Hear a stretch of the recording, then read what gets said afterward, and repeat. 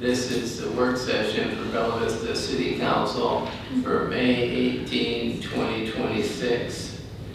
And the first item is review of the minutes. I don't know if anyone saw anything on there that needed adjusting.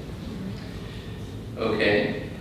Secondly, under unfinished business, we have the ordinance prohibiting camping and vehicle habitation on certain public property, providing definitions, establishing enforcement procedures, providing exemptions, providing penalties, and for other purposes. And that's going to be on third reading this month. I don't know if anybody, we've discussed this a little bit in the past. I don't know if anybody has anything to add. Okay. Yes, we'll move along. Next one is an ordinance requiring the Bella Vista Advertising and Promotion Commission to publish financial statements on its official website and for other purposes. This is also going to be on third reading. Any discussion about this? I just thought I would mention I did talk to Brandon and Kelly. But one of the reasons was I thought it might be a 3-3 vote, and I'd have to decide how to vote. And he doesn't have any problem with it. In fact, some of the recent stuff will be published before we vote. But anyway, I just thought those were points of interest. Anna? I also spoke with Brandon a few times, and my first meeting on the A&P will be this week, and so one of the things that I spoke to him about adding to the agenda for us to vote on is actually posting the financials along with the quarterly minutes from the meetings, and just doing it quarterly, and as long as we're putting the minutes, just adding the financials to it. So I think that can solve what we're all looking for. So really, it's up obviously to Mr. Harp. We can still vote on this one, but it's likely going to be voted on before the meeting next week, and so we'll probably already have that in place. Okay. Travis? Hey, thanks for having those conversations with Mr. Kelly at A&P. I appreciate that. One thing just to mention, historically, you may or may not be aware of, is a previous council member approached A&P about the minutes, and they agreed outside of an ordinance to publish and keep their minutes posted, and they they didn't do so. And so that's why I would feel more comfortable moving forward with the ordinance, especially if they're in agreement to doing it anyways, then, you know, it seems like there's no harm in improving this, so. Wendy? I also talked to Brandon as well regarding this, and with a very similar vein of asking for the financials to be voted on by the A&P Commission to be rolled into the financial, to be one cohesive document, the financials and minutes after our meeting. So again, I think after our meeting on the 21st, I'm optimistic that the A&P Commission will approve this and that it will actually not have a need to have a separate ordinance regarding financials. Okay. I think we'll move along then to the next item, which is an ordinance amending section 1643, active permit maximum of the Code of Ordinances of the City of Bella Vista to increase the maximum number of short-term rental permits from 600 to 687. And for other purposes, you know, previously we had this as a discussion item, and I think in the packet there's a mathematical calculation. Now we get to the 687. The theory is sticking with the 4%. And I will mention one thing. I had several, after our earlier meeting, I had several emails from citizens that were concerned about the idea of people being kicked off for not using their SDR. And the kind of example that, you know, that topic was just discussed in a broad-based way. They were saying things like, well, sometimes I like to rent it out for 3 months and not do it for 3 months. I don't know what other people were thinking, but I was thinking like someone not renting out at all for an entire year. I mean, it has to be really dormant. I was thinking more along those kind of lines, or maybe they only rent out one time in the entire, you know, some incredibly small amount. But, you know, I don't have a proposal to take any action on that at this time. The only proposal is this one to change to 687. I noticed in the latest stats, you know, Sarah Costa sends us out a list every week. And last Friday we were at 597, which is the highest it's ever been. So we're certainly flirting with the max. But the rationale isn't that we're getting to the max. The rationale is, you know, because there's so many more houses than there were, and our original thinking was 4%. So maybe we should change it because of that. I don't know if anybody else has thoughts about it. Okay. So that'll be on for first reading this week coming up. Next month's resolution amending the 2026 city budget in an amount of $72,400 to reappropriate funding for delayed 2025 capital projects. I think Taylor had spoken about this as a discussion item earlier. And Taylor, did you want to review that a little bit?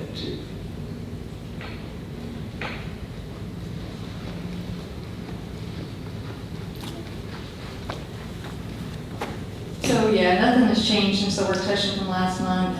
Essentially, the discussion was if there was support to reassign the unspent amount from last year's budget to this year's budget because of the delay in production and delivery. I couldn't actually use that money until 2026.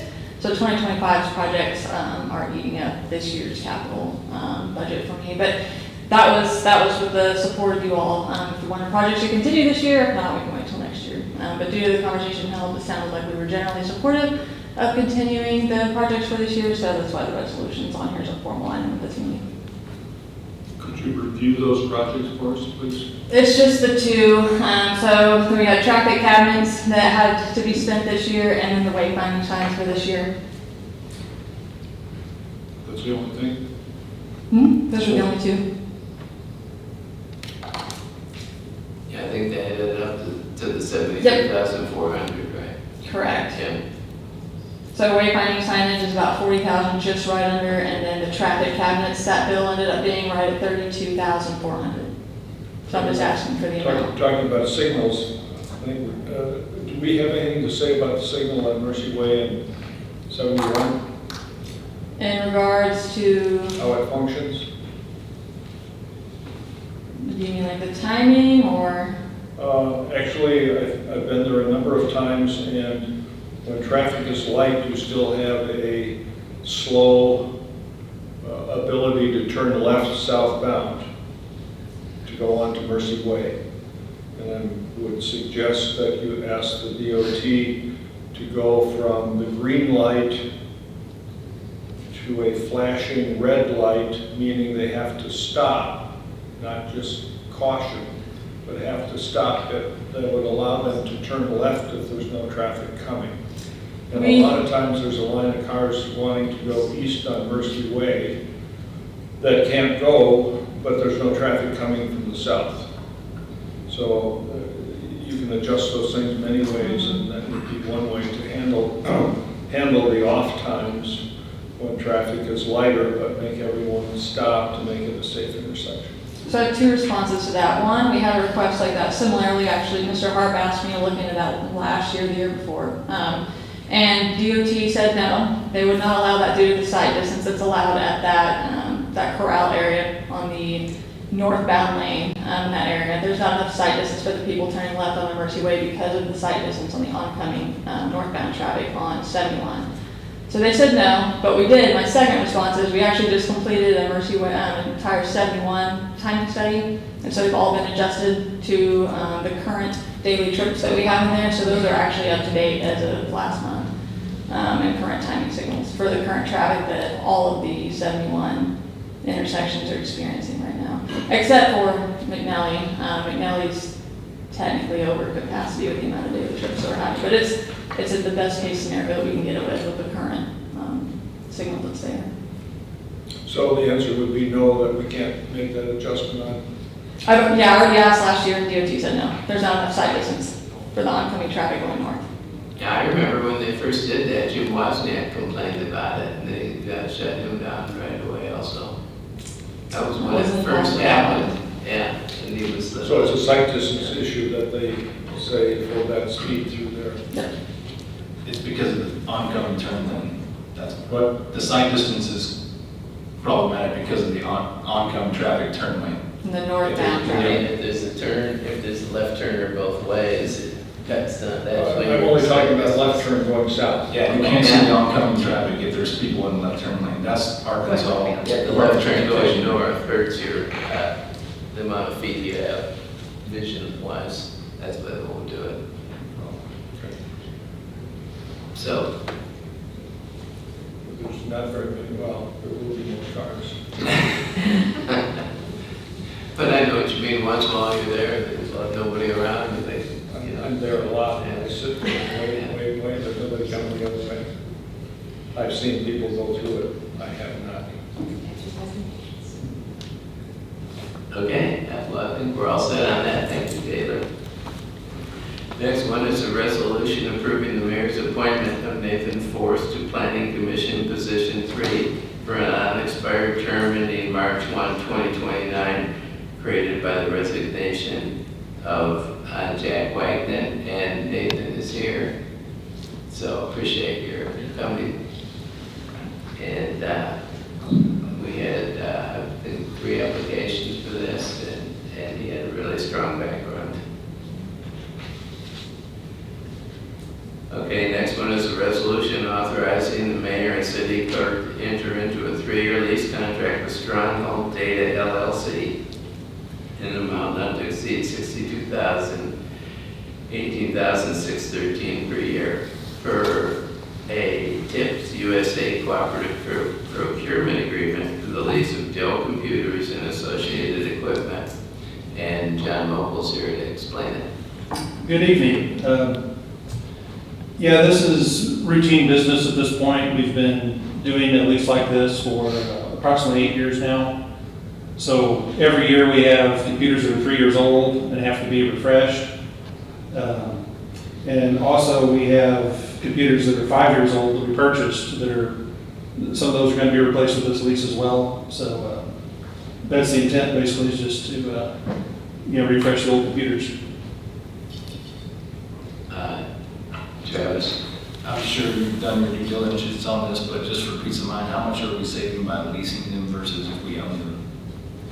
Well, I think that you can save quite a bit in terms of frustration and headache and things like that, because most people who have a computer that ages, it increases the amount of help desk time we spend on it, the amount of frustration we get, the complaints, oh, my computer's awful slow. When am I going to get a new one? When am I going to get a new one? And also in terms of recycling, because when the lease is expired, we return the computers to Dell, and they're properly disposed of and things like that. Where if we purchase the computer, then we have to figure out, do we send them to the recycler? Do we try and sell them? Get some sort of salvage value out of them? All that kind of stuff. So, the upfront dollar cost doesn't look like much, but I think you do save in terms of worry and headache and just peace of mind. Any other questions? Okay, thank you very much. Okay, thank you. Then we have, Mayor, can I ask, yes, for consent agenda, is there any desire of us, E, F, and G, to either put those on consent or not put any of those on consent? We just haven't addressed it. any thoughts about that, E, F, and G? I'm good with that, certain. Okay. So E, F, and G, I'm not trying to beat a dead horse or anything, but we have an appointment for commission there, and there's been some talk about not wanting to put those on consent in the past. So Yeah, that's true. We left those off consent so that the person would get the recognition, yeah. So maybe just do E and G then. Okay. Thanks for bringing that up. That's all right. Thank you. Okay, thank you. Then we had some discussion items. First one is continuing education training session for new and returning elected officials. And that's Councilmember Hughes. Yeah, thank you so much.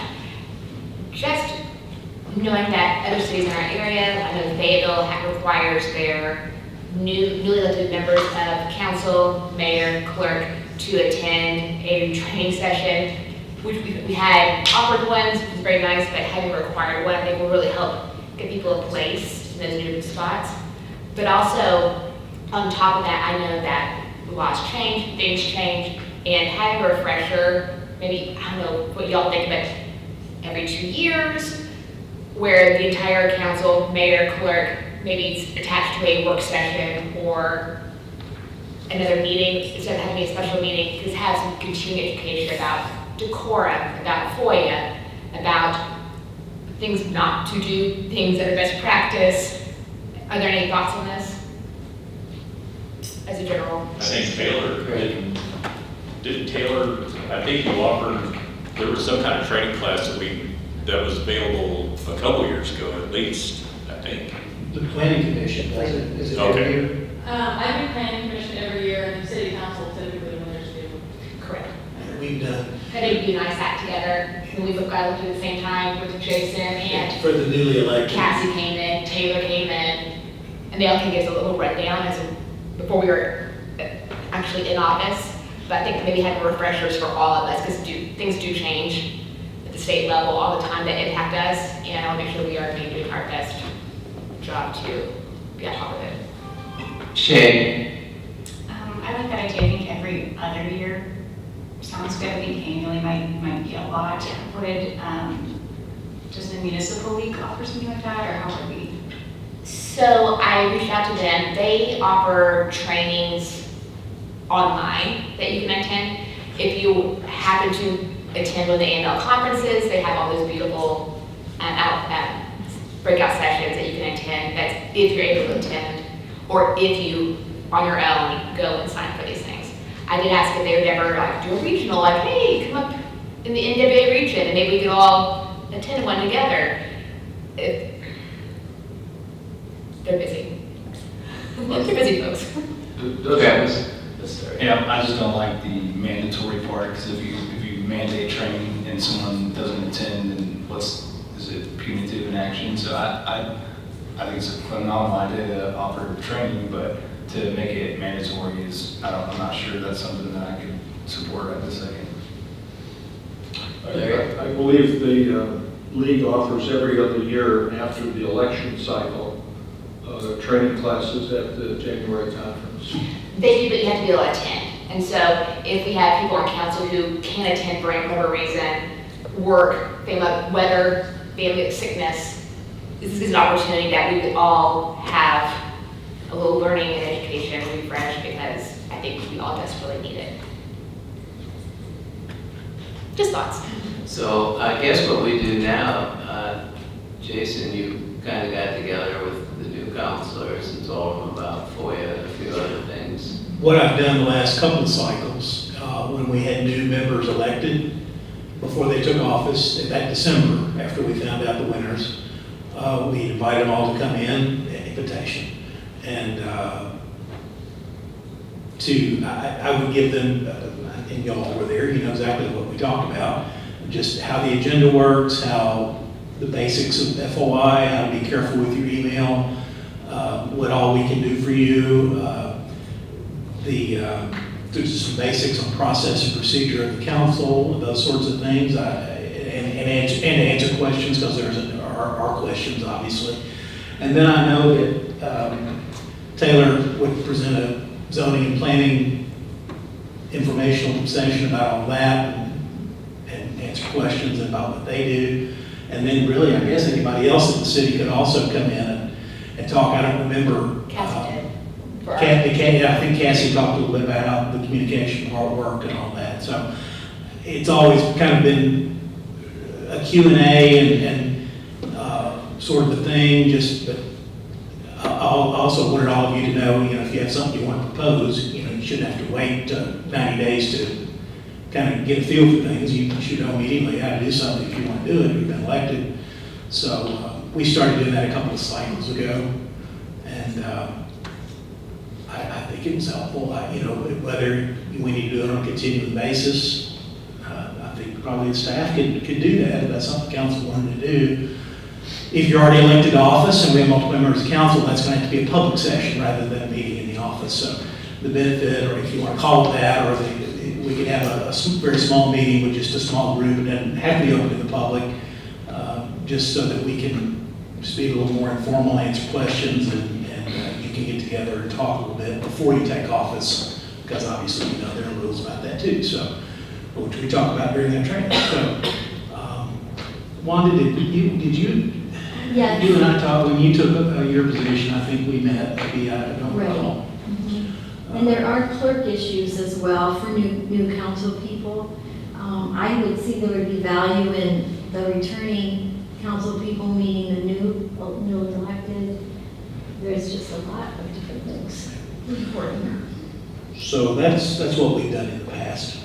But so if we were going to do something, are you talking a resolution or a policy or what's? That's not my suggestion. It's Yeah. misused as a suggestion. But if you're going to do something, you could adopt an ordinance that would require it. And understanding Mr. Harp's statement, it's an ordinance. If you don't follow the ordinance, it's an ordinance violation. So there would be a compulsion to follow it.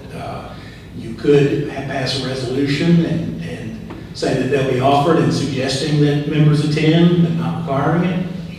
There's really no limit to how if you want to do it or how you want to do it. It's just up to you. Okay. Okay, the next discussion item is about bike park traffic, and that was Councilmember Hart. Yeah, thanks, Mayor. I just had one person come up to me and question me about the city's plans for the increased traffic in the bike park. I told him I honestly didn't know if there was anything happening behind the scenes in preparation for it. One of the things that I was able to tell him that I knew is that 71 is a state highway, so we'd be limited, I would think. But he said he's noticing a lot of people pulling off to the side on Alden Drive just to look and watch and observe, and he's concerned. I guess he travels that road often. I didn't know what to tell him, and I didn't know if we have any plans in place, or if anybody has any ideas or suggestions on, because I think it is going to potentially be problematic. And anyways, I just didn't know what to tell him, so I told him I'd find out. Yeah. Tim Cook, I wondered if you wanted to address this.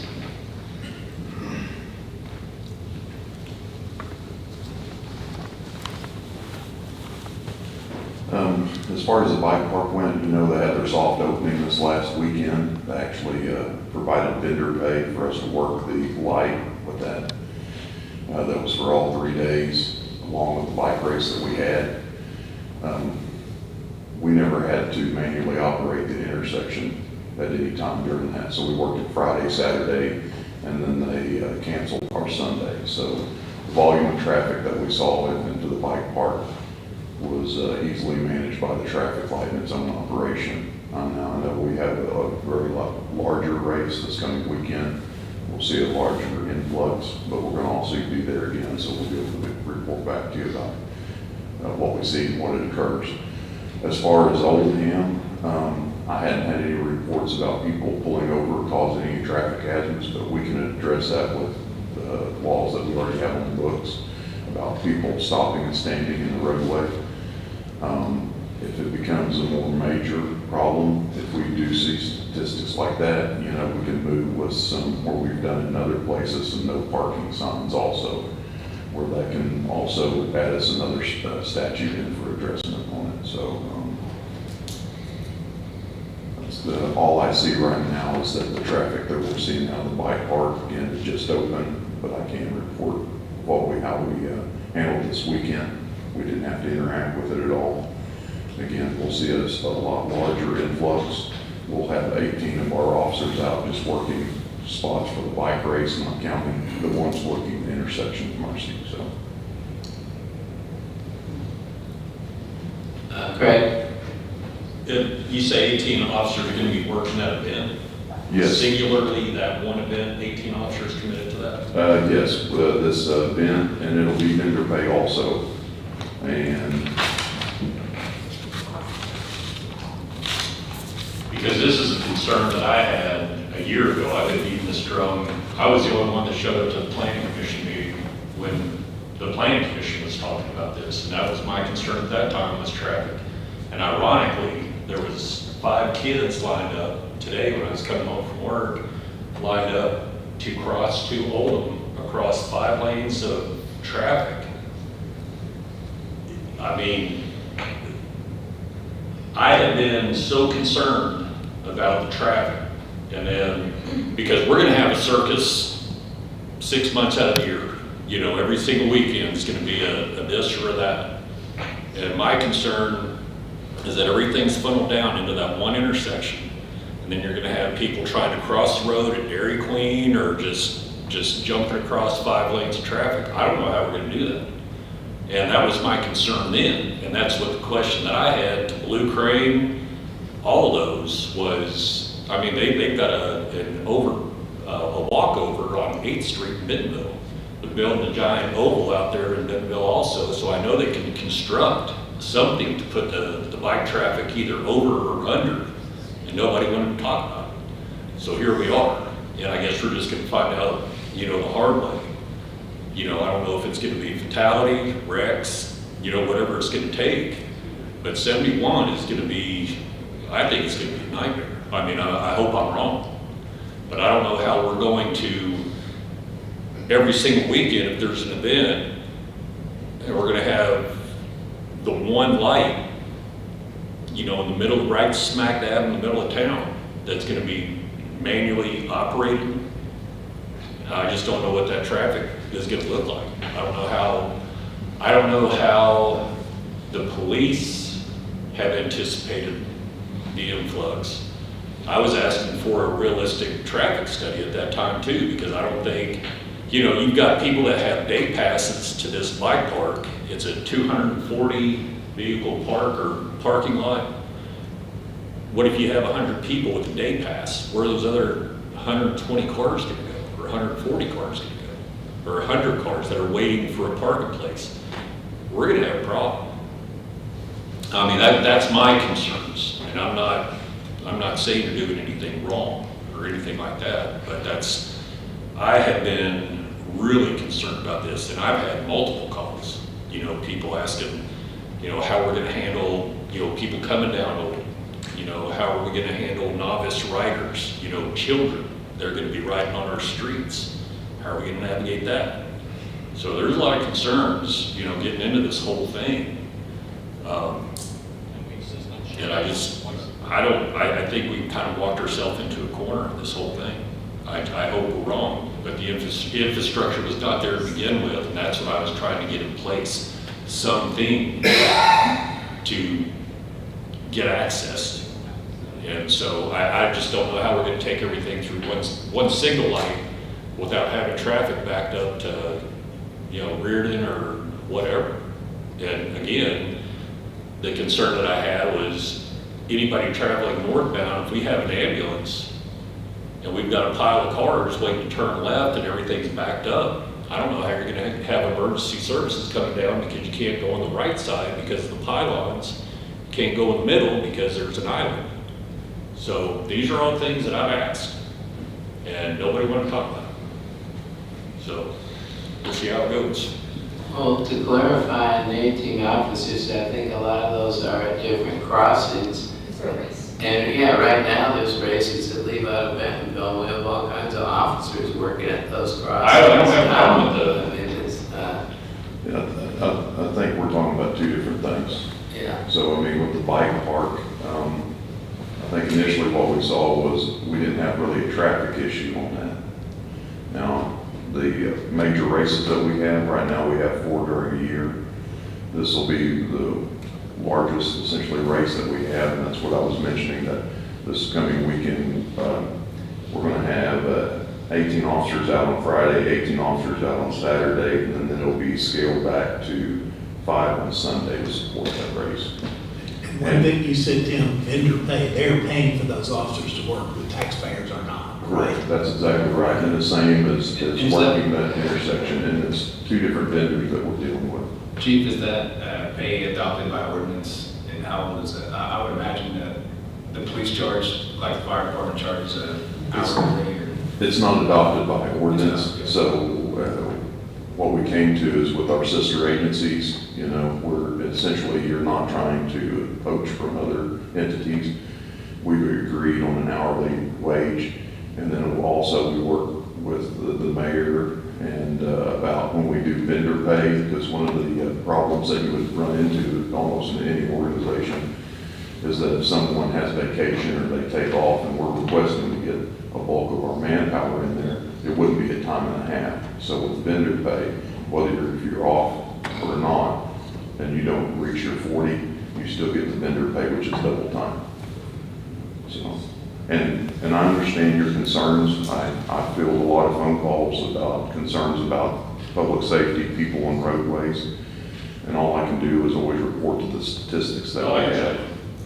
And our job is to deal with the situation that I have in front of me, and I know they're working on building a better crosswalk down there. And I'm sure as time goes along, if there's more inquiries and flux, we'll reevaluate and we'll develop a plan. And at that time, we'll definitely brief the mayor on what our plan is and how to deal with it. Shay? But just for clarity, I think I heard you say that on opening weekend, we had officers on standby to manually intervene with that signal should traffic back up, and at no point they had to intervene on opening weekend, is that right? Correct, yes, we were. They were actually down there on Friday and Saturday. You would have seen our police vehicle right at the intersection because they were paying us to be there, and we never had to manually operate that light. And it was a soft opening, correct? Correct. It was, yes, I was there all 3 days, and Friday was the crazy day of the 3 days. You had a question about the overflow parking and like the need for car waiting. So on non-markets days, which markets only on Sundays from 8 to 1, that's their space. That's their parking lot, or overflow parking lot, and they're working on that crosswalk right now to get that finished. I think it should be finished in the next week and a half or so. Which goes all the way across from Allen's all the way up to the bike park, exactly. And so that'll be, I think, a big help. I'm concerned about it too. Make sure people are safe. but that's supposed to be a pathway forward until the rumors of a tunnel or a overpass for a cyclist can come to fruition. Well, my point is that you're tunneling bike traffic to one point. And so, just say that we have just a great turnout, and you have tons of people here. How are we gonna do that bike? Are you gonna let 20 bikes across and then 5 cars, or, because that area already is prone to congestion, just like, Mr. Hart, Williams, just that left turn light alone is a pain. And I just don't know how we're gonna navigate that on days where you've got traffic both ways, you got 100 people waiting across at one point. And then how are you going to get that and have that situated where you're not having people just losing their minds in traffic? Well, one of the things that we always try to train our officers on, and most of the time, when people feel the need, they need to interject manually, you don't. The light is, like Taylor said, has a study that's meant to move traffic flowingly. And since the bypasses come in, compared to how our traffic used to be, it's decreased drastically. So until we really see something that I think that becomes a concern for us at the PD, then I think then we would bring it to the mayor's concerns at that time. But I don't see anything remotely close to that. Oh, and I know this is all hypothetical, so Right. I'm not predicting the future or anything like that. But those are the concerns that I have looking down the road, is what it could be. I understand that, and like I say, I take a lot of phone calls, and everybody always gives me the what if my child's hit on the bike. And my thing of it is that we provide the best possible service that we can. We address issues that are brought to our attention and try to correct the issue, or if it's something that is out of the PD's realm, is to bring it to the mayor's attention. Okay, yeah, and I'm not trying to put you on the spot. I know, no. Please don't misinterpret what I mean. Not at all. I understand your concern, and I'm trying to tell you what I'm trying to do for the city, so. Well, as I recall back in the planning commission, at the time, Greg's referring to, that Blue Grant did indicate they'd done a traffic study. And they thought it was a manageable situation, so. But those traffic studies are done on the existing structure, correct? I mean, they did the traffic study when the building was still up before it was demolished and all They that. have to be based on estimates of potential future use, and Okay. add that to the current use, and they do their engineer magic on it Okay. and come up with something.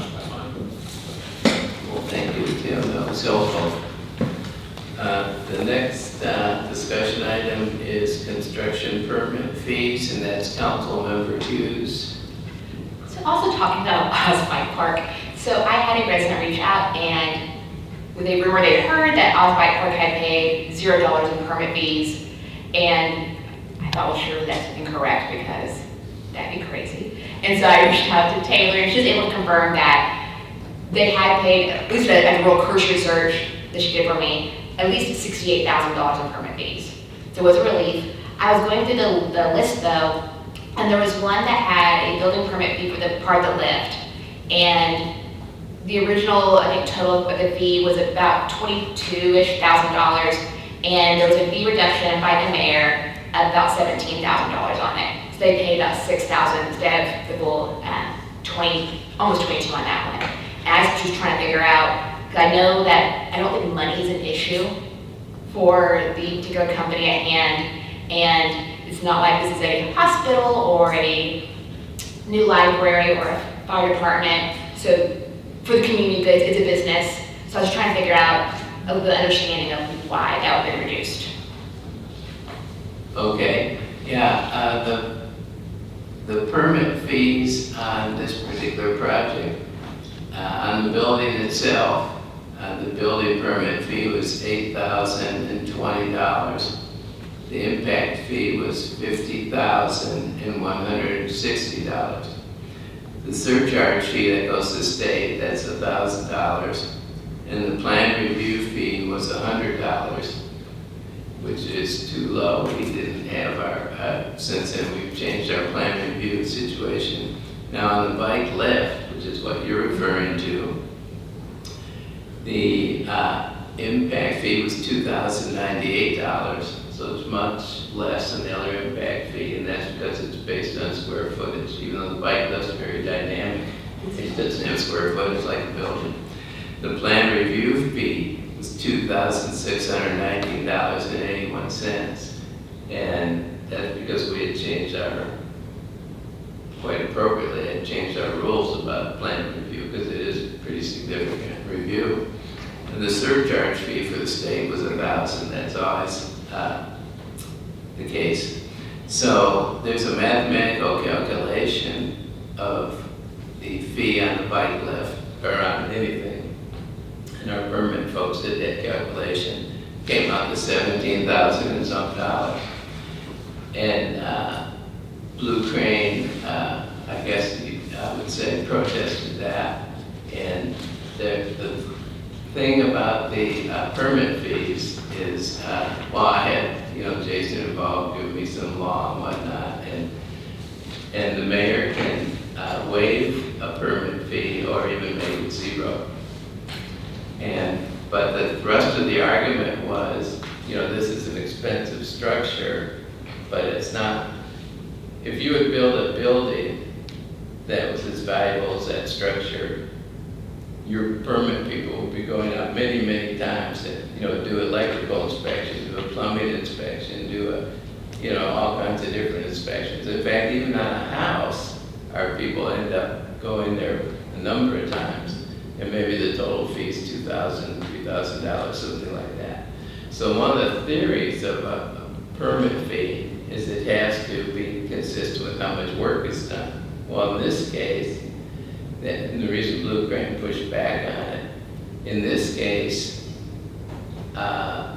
it's a structure that somebody else reviews and says whether it's okay or not. Some engineering firm with the technical expertise in that. And they show it to our folks, and our folks review it, look it over. But it's not like a building where you're running out there 10 times to look at it and review this and review that. So they pushed back on the fee, and I lowered the permit fee from $17,000 to $250. But the rationale was that in the meantime, they're doing things like Walton-related entities. The Mercy Way Bridge, they're paid 20% of it, which is $1.4 million. Then we're talking about extending the Greenway past Metfield. It's $3.5 million. They said, yeah, we'll pay the 20%. That's $700,000. So, some people with a city suggested to me, why are you arguing nickel and diming these people when, they're doing spectacular things with money for us?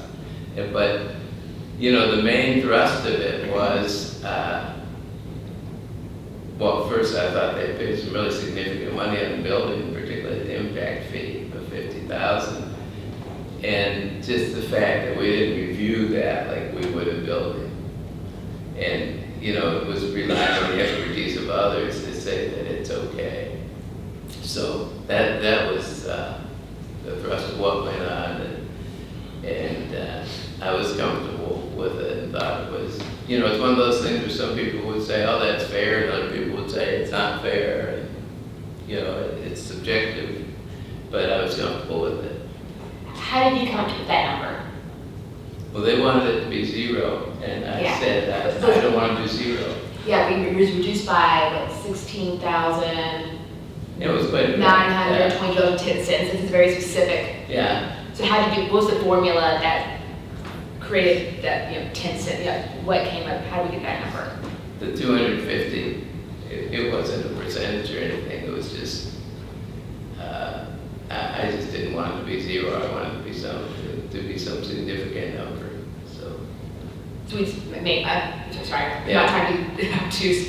Sweet's made up a number, or, because again, $16,922.10 is a very specific, it's not like, hey, we're giving you $5,000 off, $15,000. It's a very, I'm just trying to wrap my brain around it, so when people ask me questions, I can explain to them, Yeah, and it makes sense. Yeah, I saw someone made a comment on, I don't look at Facebook a lot, somebody made a comment that, hey, they got some kind of special deal, you know.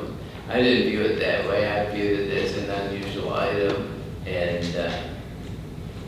you know, there was significant discussion before we got where we got.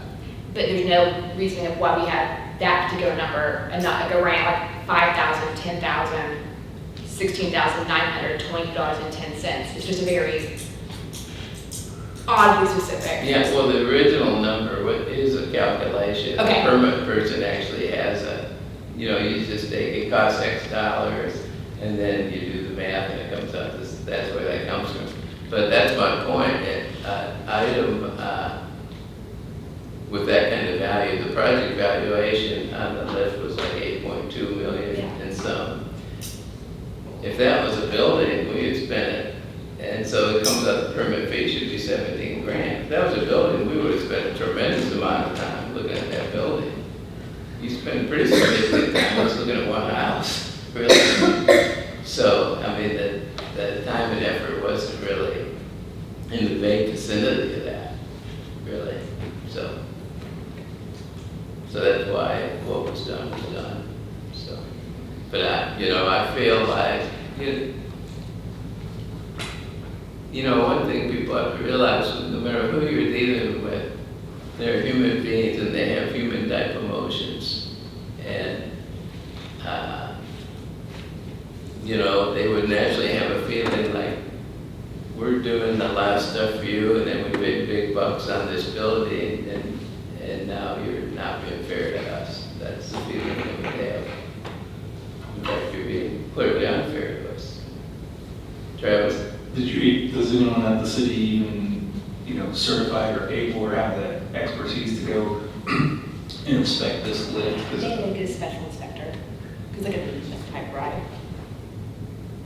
Yeah, it happens, but in a rare coincidence, our chief building inspector used to be in Las Vegas, so he is used to specialty type items where outside people have the expertise. You know, there's a lot of amusement park type things there and whatnot, so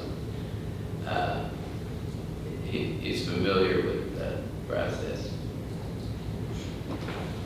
But that part, especially where it's supposed to be commensurate with, you know, you otherwise, the reason they make rules like that, people make the laws, is they don't want you just sitting there making stuff up about, you know, what the fee is. They want it to be something reasonable. So, you know, having to do with every make.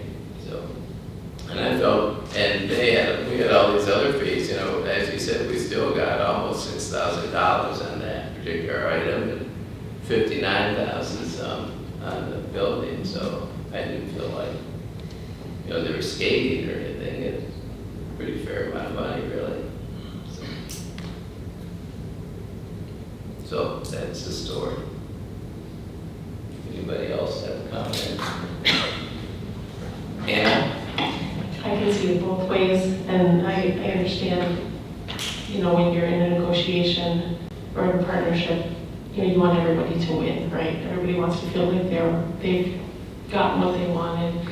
The only thing that comes to mind for me is some of the small businesses, is they're opening small businesses and they have to pay all the fees that are assigned to them, and they don't have the kind of money that Blue Crane has. So that's the only thing that kind of, you know, rubs me the wrong way a little bit. Well, you voted yes to But I those do fees. understand kind of both ways.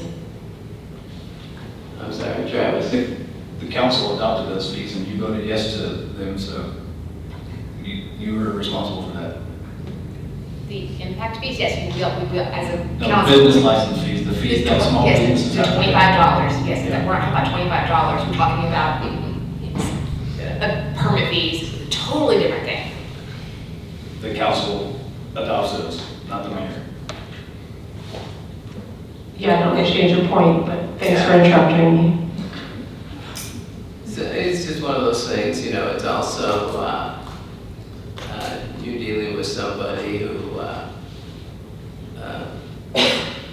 is interested in ongoing business with the city. And the list of people who are interested in ongoing business with the city of a significant dollar amount is quite short. I don't know if you've noticed that, but. Larry? I guess an observation would be is that we shouldn't be charging fees, whether it's in our schedule or not, if we're not going to do something to enforce the code on that particular phase of construction. And I think what you're talking about is really the merry-go-round that goes up the hill, right? The chairlift. Isn't that what the Yes. deal is? Yes. And so that's really, I think, a state-regulated item on the project. They've done detailed reviews because it's open to the public, as are the roller coasters in Missouri and other places, and I think down in Little Rock there's some things down there where they have the public involved. And those are projects that are immensely and closely reviewed by the state commission. And so we have little input in it except for some of the connections of electrical and other stuff that goes on where they interconnect to the existing utilities. And so I don't have any problem with what the mayor did on that particular issue. Well, actually, that was their original argument, is this is a state issue, not a city. You don't need a city permit, but we did do a city permit. But it's an argument that it's, state function. So, well, I think that's pretty much it, unless someone else says. Travis? The only, not on the agenda, but one thing that I was made aware of is the local newspaper, the Weekly Vista, is still advertising work sessions for 5:30 instead of 6, so I don't know if we send them that information or not. Okay, thank you.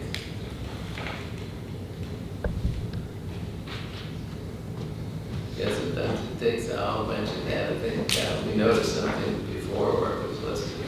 It takes a while to get the new word out to people, but I appreciate that. Okay, with that, we're adjourned, and we'll be next Monday at 6. Thank you. Tuesday, sorry. Tuesday, that's right, next Monday, Memorial Day. Thank you.